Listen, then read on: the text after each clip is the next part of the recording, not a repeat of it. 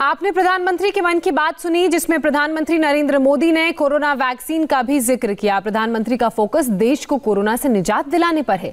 ऐसे में वो वैक्सीन को लेकर बेहद संजीदा हैं। पीएम कोरोना वैक्सीन को लेकर कितने गंभीर हैं, इसकी गवाही देती 3 तस्वीरें हम आपको दिखा रहे हैं। उन्होंने कल एक ही दिन में देश के 3 शहरों की 3 बड़ी लैबोरेटरीज का दौरा किया। पीएम ने अहमदाबाद में जायडस की लैब और हैदराबाद में भारत बायोटेक की लैब में जाकर स्वदेशी वैक्सीन का अपडेट लिया। तो वहीं दुनिया की सबसे बड़ी वैक्सीन मैन्युफैक्चरिंग कंपनी पुणे के सीरम इंस्टीट्यूट भी वो पहुंचे। सीरम इंस्टीट्यूट ऑफ इंडिया की लैब में गए और वहां इंग्लैंड की ऑक्सफोर्ड यूनिवर्सिटी और एस्ट्राजेनेका कंपनी की वैक्सीन की रिपोर्ट उन्होंने ली। प्रधानमंत्री नरेंद्र मोदी ने कल वैक्सीन की एक नहीं बल्कि 2 नहीं बल्कि 3 लैब में पहुंचकर पूरी रिपोर्ट ली है। अहमदाबाद में प्रधानमंत्री नरेंद्र मोदी ने 90 मिनट तक वैक्सीन के बारे में रिपोर्ट ली, जबकि हैदराबाद में पीएम ने पूरे 60 मिनट तक वैक्सीन की एक जानकारी ली। जबकि पुणे की बात की जाए तो यहां सीरम इंस्टीट्यूट में 80 मिनट तक प्रधानमंत्री नरेंद्र मोदी ने वैक्सीन की रिपोर्ट ली। प्रधानमंत्री की वैक्सीन यात्रा की शुरुआत की बात करें तो ये अहमदाबाद से हुई। अहमदाबाद में मौजूद कंपनी जायडस कैडिला से ये शुरुआत प्रधानमंत्री ने की। आपको बता दें कि यहां ज़ाइकोव डी नाम की वैक्सीन का दूसरा ट्रायल चल रहा है और बहुत जल्द ये तीसरे फेज में पहुंचने वाली है। इसके बाद प्रधानमंत्री नरेंद्र मोदी हैदराबाद की भारत बायोटेक कंपनी पहुंचे, जिसमें कोवैक्सीन नाम की वैक्सीन का तीसरे फेज का ट्रायल चल रहा है, जो अब तक के अपने सटीक नतीजों की वजह से सफलता की रेस में काफी आगे है। वैक्सीन वाली इस यात्रा के अंतिम पड़ाव में प्रधानमंत्री नरेंद्र मोदी पुणे के सीरम इंस्टीट्यूट पहुंचे,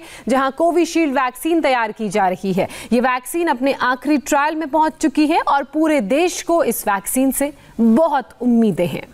सीरम इंस्टीट्यूट की वैक्सीन के 2 अलग-अलग डोज पहले ट्रायल में मरीजों को पहले हाफ और फिर फुल डोज दी गई, जिसमें वैक्सीन वायरस को रोकने में 90% सफल रही। इसके बाद दोनों फुल डोज पर यह वैक्सीन सिर्फ 62% कारगर पाई गई, जबकि तीसरे फेज का ट्रायल दोनों फुल डोज में किया जा रहा है। उम्मीद है कि इस वैक्सीन के नतीजे भी 62% मिले। ब्रिटेन की ऑक्सफोर्ड यूनिवर्सिटी और एस्ट्राजेनेका कंपनी मिलकर भारत के सीरम इंस्टीट्यूट ऑफ इंडिया के साथ इस वैक्सीन पर एक साथ काम कर रहे हैं। इसमें दुनिया भर में 40 करोड़ वैक्सीन की डोज को सप्लाई करने का लक्ष्य रखा गया है। सीरम इंस्टीट्यूट ने ऑफिशियली अनाउंसमेंट में पहले ही वैक्सीन की 4.5 करोड़ डोज की तैयारी पूरी कर ली है।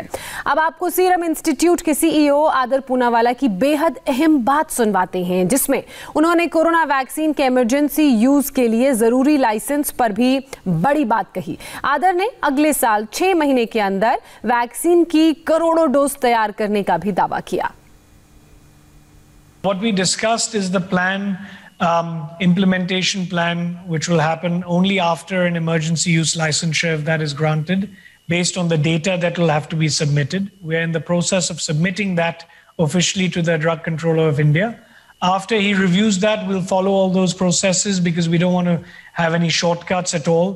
And after that, it will be a decision, with the Health Ministry to roll out hundreds of millions of doses in the first and second quarter of 2021. Corona की vaccine को लेकर ज्यादातर देशों को भारत से मदद की उम्मीद है और इस उम्मीद का दूसरा नाम कोवैक्सीन है, जिसे हैदराबाद की भारत बायोटेक तैयार कर रही है, जो पूरी तरह स्वदेशी वैक्सीन होगी। इस वैक्सीन को तैयार करने में भारत बायोटेक के साथ Indian council of medical research यानी कि ICMR भी काम कर रहा है। वैक्सीन को बनाने के लिए वायरस स्ट्रेन का इस्तेमाल किया गया है। वायरस स्ट्रेन बनाने के लिए वैज्ञानिक वायरस में कुछ बदलाव करते हैं। इस वायरस स्ट्रेन को पुणे के नेशनल इंस्टीट्यूट ऑफ वायरोलॉजी में तैयार किया गया है। इस वैक्सीन का तीसरा ट्रायल चल रहा है।